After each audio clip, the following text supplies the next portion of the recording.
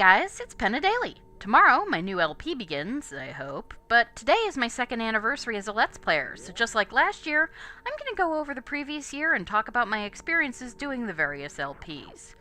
So what made this year different from last? Well, in year 1 I did 18 LPs, or actually 17 and a half, while this year I only did 8 and a half. Yeah, Final Fantasy Detective Conan managed to break almost perfectly in half over the anniversary point. Only one episode of The World of Ruin actually occurred in year 1. Why the discrepancy? Well, I got sick a bit more, and I got not one, but 2 new jobs, but honestly, mostly I just did longer projects. If you break the years down by episode instead of LP, year 1 contained 256 episodes, while year 2 had 244, only a 12-episode discrepancy. And as some of those were short filler apps, I suspect runtime is even closer. I'll leave that as an exercise for somebody with more time on their hands, though. So to start off the year, I finished off Final Fantasy Detective Conan and promptly got sick as a dog. You can hear it in my voice all throughout that feature-length episode 53, honestly. Still very proud of that finale, with the Divine Comedy quotations and not getting curb-stomped by Kefka. I had a lot of fun with the character profile cards and the filler episodes, and I realized how much I enjoy intermixing scripted stuff with my more spontaneous commentary. I don't think I'll ever move to full post commentary. I like being surprised on mic too much, but throwing in bits where I actually sit down and write explanations for things gives me extra room for my creativity, which you might notice. Next up came Link's Awakening. It's the weakest of the handheld Zeldas, but that just means it's good rather than mind-blowing.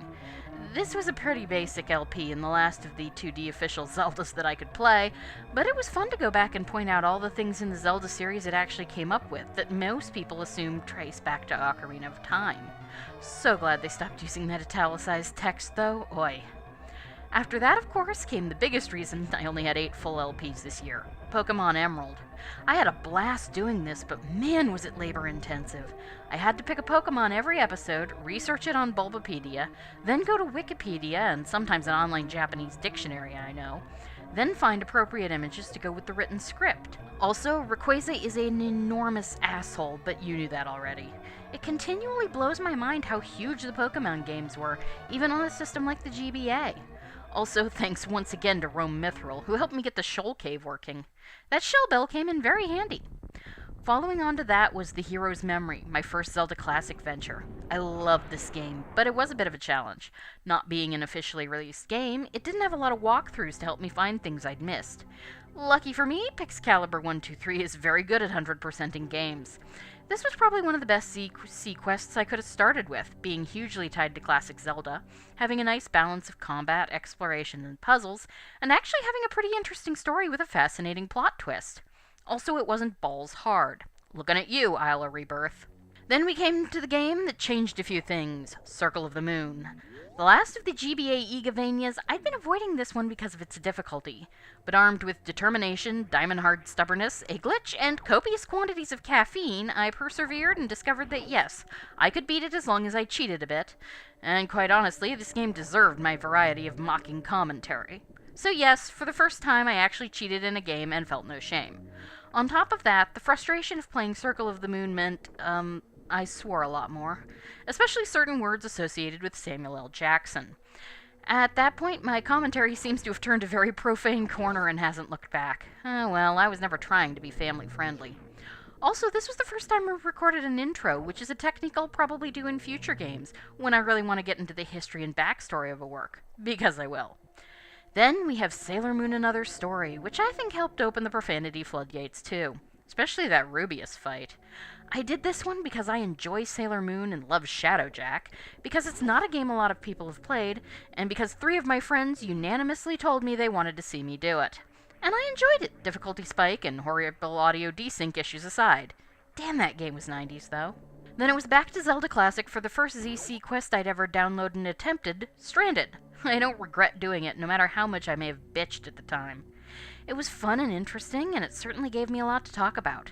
It also actually got me thinking about game design, and while I know I can't do it nearly so well, I can certainly tell you what does and doesn't work when I see it. I may do more commentary on that in the future, in fact. After Stranded, of course, I needed a palate cleanser, and I wanted to do a puzzle game.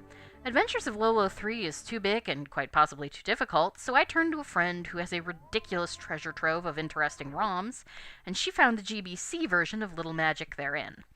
After researching, I discovered that the SNES version was pretty much the same thing and opted for it, since the graphics were prettier and the screen size meant that I could see the whole field at once.